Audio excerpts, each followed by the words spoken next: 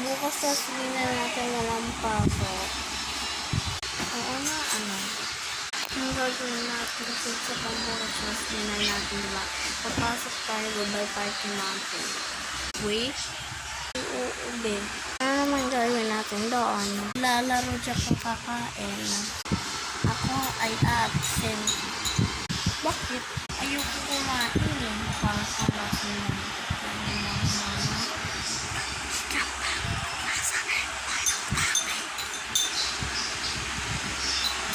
Ay absent. Ako ay absent.